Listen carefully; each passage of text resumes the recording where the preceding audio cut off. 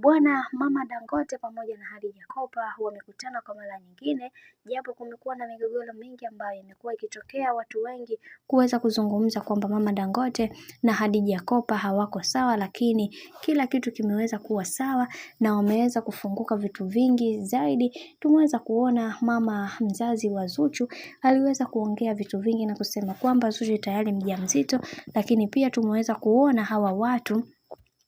wameweza kukutana kwa mara nyingine tena na kuweza kupeana salamu za hapa na pale na kuweza kuongea mawili matatu, kwa sababu kumekuwa na mambo mengi ambayo yanayoendelea baada ya hawa watu kuweza kukutana kwa pamoja. Ukimwangalia sana mama mzazi wa Diamond Platnumz ameonekana kuwa na furaha kubwa baada ya kuweza kukutana na Khadija Kopa ambaye ni mama mzazi wa bibi Zuhura. Watu wengi waliweza kufurahia na kuwafanya hawa watu kuweza kuwapa ushauri wa hapa na pale na kuambia kwamba ni vyema wakawa pamoja hivi hivi, kwa sababu wanavyokopana haileti